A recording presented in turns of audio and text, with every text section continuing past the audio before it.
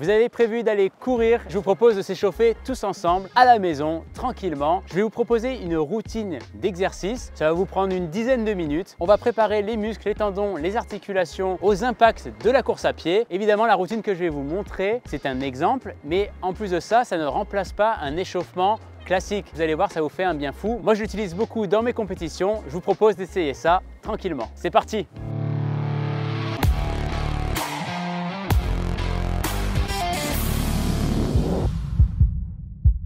Et on va commencer avec une mobilisation du pied. On va attraper les métatarses. Si vous regardez le pied du dessus, vous allez voir qu'il y a 5 os métatarsiens.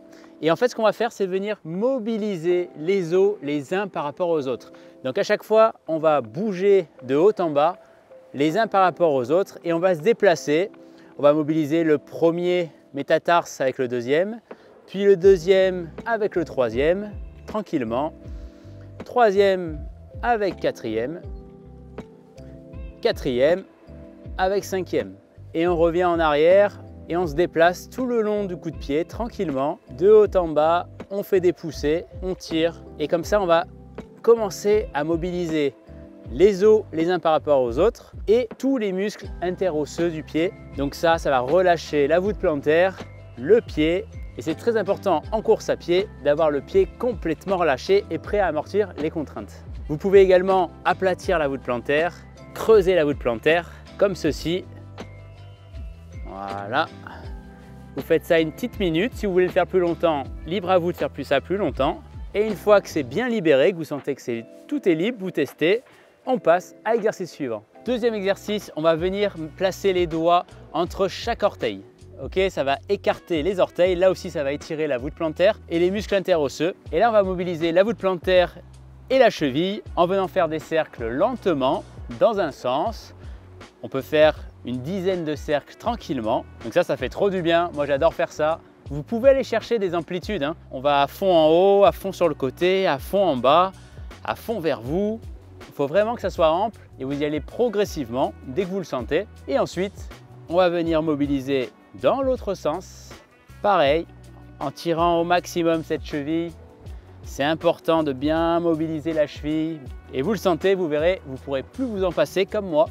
J'adore faire cet exercice. Voilà, lentement.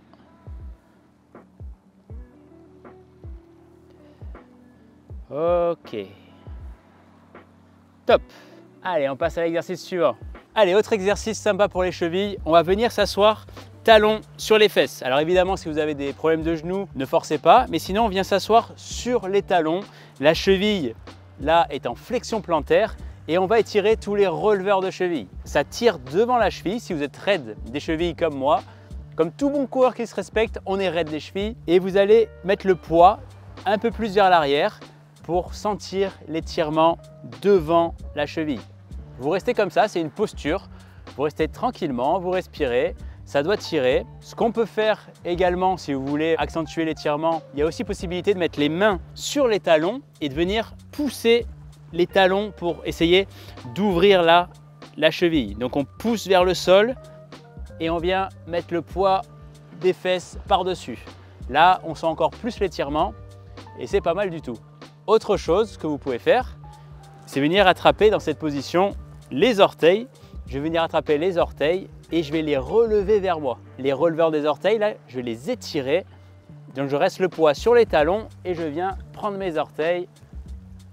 Et là, on sent que ça tire beaucoup. Et on respire tranquillement. C'est une mise en route. Vraiment, je vous ai dit, petite routine pour réveiller son corps. Donc ça doit être en douceur. Et on relâche.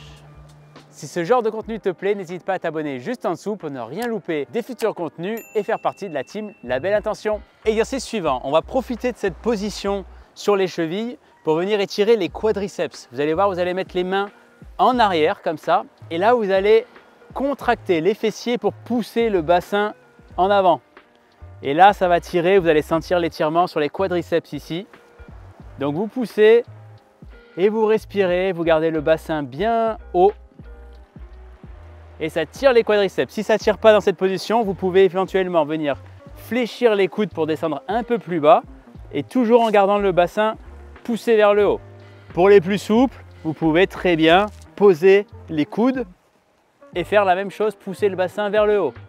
Et on respire, ça doit tirer tranquillement, il ne faut pas trop forcer, hein. Il ne faut pas abuser dans l'étirement, surtout c'est le matin ou c'est l'avant-course. C'est vraiment un réveil doux.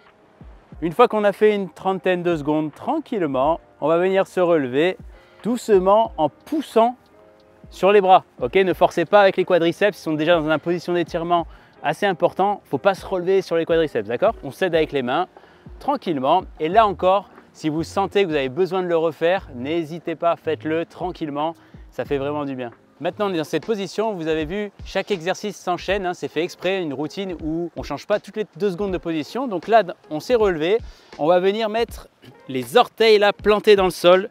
On va venir pousser les talons vers le sol et se mettre que en appui sur les orteils. Donc ça tire, c'est normal, on va tirer tous les fléchisseurs là des orteils et on va mettre le poids du corps en avant. Et on reste dans cette position. Ça tire sous la voûte plantaire, ça tire sous les orteils. Et ce que vous pouvez faire vraiment pour accentuer cet étirement, au-delà de casser les orteils, ça va être de faire comme si je voulais pousser mes talons vers le sol. Je pousse les talons vers le sol et je viens mettre le poids du corps en avant sur les orteils. Et là, ça va tirer vraiment jusqu'au tendon d'Achille. Et on pense toujours à respirer tranquillement. C'est à vous de chercher la position où ça tire le plus, hein. Vous pouvez être un peu plus en avant, un peu plus en arrière, cherchez là où vous vous sentez bien et où ça tire. Évidemment, je rappelle, on ne tire pas comme une brute. Et l'idéal, c'est d'avoir la sensation d'étirement sans que ça fasse trop mal. Ok, on relâche tout ça. Et maintenant, on va passer à la mobilité des chevilles. Mobilité des chevilles, c'est ultra important. On va venir se mettre dans cette position-là. D'accord? Si je veux faire la cheville gauche, je passe ma main gauche en dessous et je prends ancrage sur mon genou. Je pose ma deuxième main là et le but, ça va être de venir de tourner sa cheville comme ceci. Et le but, c'est pas de juste faire tourner la cheville, c'est d'aller chercher les amplitudes maximales, d'accord? On va explorer toutes les zones articulaires de la cheville, comme ça les tendons vont bosser dans tous les secteurs. Donc je vais faire à fond flexion plantaire, à fond sur le côté, à fond vers moi, à fond sur le côté et j'enchaîne plusieurs tours. On peut faire une dizaine de tours tranquillement et ça doit être un effort. Cette vitesse-là, c'est la bonne. Ça ne doit pas aller plus vite, c'est vraiment lent, mais je force. Et le but ici, quand je me mets dans cette position, c'est de ne pas tourner le tibia. Ce n'est pas tout mon genou qui tourne, c'est vraiment de faire un bloc et de voir que la cheville bouger, d'accord? Ici, vous pouvez même mettre, si vous voulez, la main au niveau du genou là, pour sentir que ce n'est pas votre tibia qui tourne dans tous les sens, c'est juste ma cheville. Mon tibia, il reste fixe. Et je fais dans l'autre sens. On force qu'au niveau de la cheville, dans toutes les amplitudes. C'est super important en course à pied de s'échauffer le pied, la cheville, les mollets, les quadriceps, tout ça. Il faut vraiment le faire avant de courir, c'est important parce que c'est comme ça que vous allez diminuer les contraintes de la course à pied. Et plus les articulations sont mobiles, plus elles sont prêtes à absorber les contraintes et vous diminuerez le risque de blessure. Ok, évidemment, on fait de l'autre côté à chaque fois. Allez, deuxième exercice de mobilité de cheville. On va venir se mettre en chevalier servant, ça s'appelle comme ça. Je ne sais pas si les chevaliers faisaient ça, mais en tout cas, ça s'appelle comme ça. Ensuite, vous allez venir mettre le genou en avant du pied. L'astuce, c'est de ne pas venir mettre le pied trop loin dès le début. Il vaut mieux le mettre trop près, justement, plus près.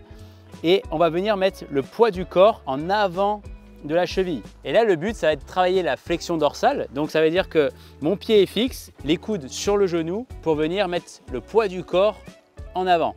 Le talon doit rester fixe dans le sol. Il est ancré dans le sol, il ne bouge pas. Et on va venir mobiliser la cheville. C'est pas la cheville qui bouge, mais c'est mon tibia qui vient faire ces amplitudes. Donc ça, c'est un excellent exercice de mobilité de cheville. Il y en a qui le font avec du poids en plus. Si vous avez des kettlebells, vous pouvez mettre la kettlebell ici, ok, sur le genou, pour venir mettre vraiment du poids. Vous pouvez mettre des charges assez lourdes, hein. Et sinon, je viens me mettre tranquillement en avant et je fais des allers-retours. À chaque fois, on reste 2-3 secondes dans la position et on revient. Ce qui peut être sympa aussi, c'est d'ancrer le talon dans le sol avec ma main. Je viens mettre l'autre main comme ça au niveau du talon, je pousse dans le sol et je garde cette poussée dans le sol pendant que moi je vais chercher doucement en avant. On fait une vingtaine de répétitions tranquillement et ça va venir finir de libérer cette cheville. Allez, la mobilité du genou, c'est super important aussi. On sait que le genou, il fait flexion-extension, mais il y a également des petites rotations qui se font. Et c'est ça qu'on va venir combiner. On va venir combiner la flexion-extension et les rotations. Position de départ, on se met pieds parallèles. Les cuisses sont parallèles. Vous allez voir, pendant l'exercice, on va venir faire des flexions-extensions. Il ne faut pas que la cuisse aille en avant. Il ne faut pas que la cuisse tourne vers l'extérieur ou vers l'intérieur. Les cuisses sont parallèles, elles ne bougent plus. C'est à partir du genou que ça bouge. Donc, une fois que je suis comme ça, je vais venir mettre mon pied vers l'intérieur. Une fois que j'ai maintenu ma cheville là, comme ça vers l'intérieur, je vais venir faire de la flexion de genou. Une fois que je suis au max, je change ma rotation du pied, pointe du pied vers l'extérieur. Et je vais venir tendre mon genou en maintenant cette rotation du pied. C'est important de forcer dans la rotation, d'accord? Tout au long du mouvement. À chaque fois que je plie, je force. C'est difficile de maintenir le pointe de pied vers l'intérieur. Pareil pour la rotation externe. Je maintiens fort cette rotation externe et je tends mon genou. Ça, je vais le répéter sur 5-6 répétitions tranquillement en faisant bien gaffe que mes cuisses soient parallèles. Là, ce qu'on est en train de faire, c'est combiner les rotations internes avec la flexion, rotation externe du genou et extension. Une fois qu'on a chopé le mouvement, franchement, c'est pas difficile à faire, mais il faut bien le sentir. Une fois que vous avez fait un cycle de 5 allers-retours à peu près, vous pouvez en faire plus, mais 5 déjà c'est très bien. On change les rotations, c'est-à-dire qu'on va faire de la flexion de genou, mais avec la position de départ, c'est le pied vers l'extérieur. Et je vais venir plier mon genou. Une fois que je suis au max, pointe de pied vers l'intérieur à fond, je maintiens cette pointe de pied, je tends mon genou et je relâche. Pointe de pied vers l'extérieur, je plie, pointe de pied vers l'intérieur, je tends. Vous allez voir, à la fin de l'exercice, votre genou, il aura bien bossé, vous allez le sentir. La plupart des gens ont tendance à lâcher la rotation, d'accord? On refait un à fond, on maintient la pointe de pied. Une fois que je suis à fond en flexion, j'ai épuisé mon mouvement de flexion, on change la rotation du pied et jusqu'au bout, je maintiens et je tends et on relâche. Bon, vous avez vu, ça chauffe même sur la hanche opposée, elle est en appui. Le genou là, il a bossé. Évidemment, on fait la même chose de l'autre côté, comme d'habitude. Ok, on a fait le pied, la cheville, le genou. On est monté sur les quadriceps tout à l'heure, on a étiré un peu les quadriceps. On passe aux hanches. Les hanches, on va venir poser les pieds plus larges que la largeur du bassin. Comme ça, et on va se redresser derrière. On pousse avec ses mains là pour se tenir bien droit. Et on va venir descendre les genoux, les deux genoux d'un côté et les deux genoux de l'autre. Si votre genou tombe sur l'autre pied, c'est que vous n'êtes pas assez écarté à la position de départ, d'accord? C'est important d'avoir le genou qui vient raser l'autre pied, mais qu'on puisse aller complètement au sol. Si vous êtes trop raide d'une hanche et que vous n'arrivez pas à aller au sol, c'est pas grave. Mais en tout cas, il ne faut pas être bloqué par l'autre pied. On pense à chaque fois à se redresser parce qu'au fur et à mesure de l'exercice, vous allez voir que vous allez vous retrouver de plus en plus penché en arrière. Donc on pense toujours à se remettre, quitte à se prendre un temps pour se remettre droit. Et on continue tranquillement. On respire. Et ça fait travailler les rotations au niveau des hanches. Donc ça libère les hanches, le bassin, ça mobilise nos sacro-iliaques. Si jamais vous avez un problème à une hanche, vous allez voir qu'il y a un côté qui sera plus difficile, ou en tout cas ça risque de vous pincer au niveau du pli de l'aine ou quoi. C'est normal. Il faut faire ce genre d'exercice régulièrement. Vous allez voir, ça va vous faire un bien fou à vos hanches. Un dernier exercice pour le bassin et les sacro-iliaques et les lombaires. On va venir se mettre à quatre pattes. Une fois que je suis à quatre pattes, donc je peux resserrer un peu les genoux tranquillement, pas trop serré, mais je les resserre un petit peu. Et je vais venir basculer mon bassin d'un côté puis de l'autre. Le but, c'est de pousser sa hanche là sur l'extérieur pour sentir que ça tire au niveau du fessier là, sur le côté. Le but, c'est de mobiliser le bas du dos en inclinaison. Donc les lombaires là se mobilisent, les sacro-iliaques pareil. Et vous allez voir, ça tire au niveau aussi du moyen fessier. Donc ça fait du bien. Et ça permet de réveiller son corps en douceur, comme d'hab. Donc ces fessiers là, ils sont sursollicités à chaque fois qu'on a un appui au sol lors de la course à pied. Lors de l'impact, les moyens fessiers, ça bosse énormément. N'hésitez pas d'ailleurs à les renforcer, les grands fessiers, les moyens fessiers. Pour la course à pied, les stabilisateurs du bassin, c'est ultra important. Il faut vraiment être gainé au niveau du bassin, des abdos. Ça vous soulage tellement de contraintes pour votre dos, pour tout. Ok, une fois qu'on a fait une vingtaine de fois de chaque côté, si vous sentez comme d'habitude que vous avez besoin d'en faire plus parce que ça vous fait du bien, n'hésitez pas. Voilà, là on arrive à la fin de notre petite routine. Moi j'aime bien finir par un petit ballottage des muscles, c'est-à-dire que je vais venir tranquillement relâcher ma jambe en avant, sur les côtés, en arrière. Ça c'est bien même avant une course. Vous faites ça tranquillement dans tous les secteurs. Ok, vous pouvez même faire ça à la main. Vous venir balloter les cuisses. Ok, vous pouvez vous tapoter les mollets de haut en bas. On se balade. Ok, et ça finit de réveiller le tout en douceur. Et là, vous êtes prêt pour chausser vos baskets et partir vous entraîner. Voilà, cette routine, vous la faites, vous la refaites, vous la déstructurez, vous prenez que les exercices qui vous intéressent, vous faites ce que vous voulez. Si ça vous a plu, n'hésitez pas à vous abonner, me faire un retour en commentaire. Si vous avez des questions sur certains exercices, n'hésitez pas. Si vous voulez d'autres exercices, d'autres routines, si ça vous a plu, bref, vous me dites tout ça en commentaire et je me ferai un plaisir d'y répondre. Allez, je vous souhaite une bonne journée et surtout un bon run. Ciao!